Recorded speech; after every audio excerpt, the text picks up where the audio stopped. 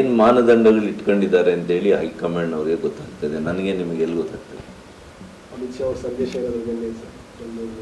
ಇಲ್ಲ, ನಾನು ಯಾರನ್ನೂ ಕೋರ್ ಕಮಿಟಿ ಮೆಂಬರ್ಸ್ ಇನ್ನೂ ಮಾತಾಡಲಿಲ್ಲ.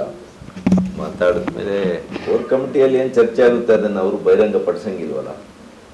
ನಿನ್ನೆ ಅಮಿತ್ ಶಾ ಅವರು ಮೈಸೂರಿಗೆ ಬಂದಿದ್ದಾಗ ಮುಖ್ಯಮಂತ್ರಿ ಹೇಳ್ತಾರೆ ಗ್ಯಾರಂಟಿಗಳಿಂದ ರಾಜ್ಯ ದಿವಾಳಿ ಆಗುತ್ತೆ ಅಂತ ಹೇಳ್ತಿರಲ್ವ ನೀವು, ಬಹಿರಂಗ ಚರ್ಚೆಗೆ ಬನ್ನಿ, ನಾನು ದಿವಾಳಿ ಆಗಿಲ್ಲ ಅಂತ ಹೇಳ್ತೇನೆ ಅಂತ ಹೋಗಿದ್ರಲ್ಲ. ಬಹಿರಂಗ ಯಾಕೆ? ಮೊನ್ನೆ ಪ್ರಧಾನಮಂತ್ರಿಗಳು ಭೇಟಿ ಮಾಡಿದ್ರು, ಗೃಹ ಸಚಿವರನ್ನ ಭೇಟಿ ಮಾಡಿದ್ರು. ಅಲ್ಲೇ ಭೇಟಿ ಮಾಡಿ ಅಲ್ಲೇ ಅವರು ಅವರ ವಾದವನ್ನು ಮಂಡಿಸ್ಬೋದಿತ್ತು.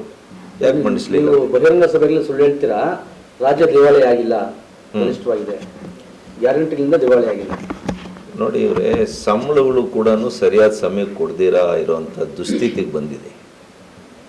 ಮೊನ್ನೆ ಒಂದು ಹೆಸರಾಂತ ಒಂದು ಒಳ್ಳೆ ದಿನಪತ್ರಿಕೆ ಅಲ್ಲ ನೋಡ್ತಾ ಇದ್ದೆ, ಸುಮಾರು 3,000 ಹಳ್ಳಿಗಳಿಗೆ ಬಸ್ ಸಂಚಾರ ಮಾಡ್ತಾ ಇಲ್ಲ, ಗೊತ್ತಾ ನಿಮಗೆ?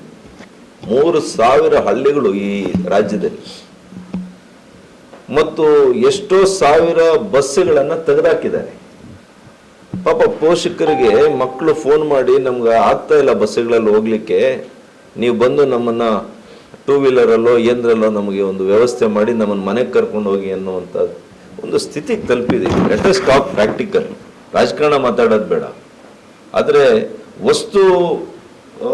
ವಸ್ತುನಿಷ್ಠೆಯಾಗಿ ನಾವು ಮಾತನಾಡುವಾಗ ವಾಸ್ತವತೆಗೆ ಹತ್ತಿರ ಇದ್ದು ಮಾತಾಡಿದ್ರೆ ಒಳ್ಳೆಯದು. ಸರ್, ಸಿದ್ದರಾಮಯ್ಯ ಇನ್ನೂ ಒಂದು ಮಾತು ಹೇಳಿದ್ದಾರೆ ಸರ್.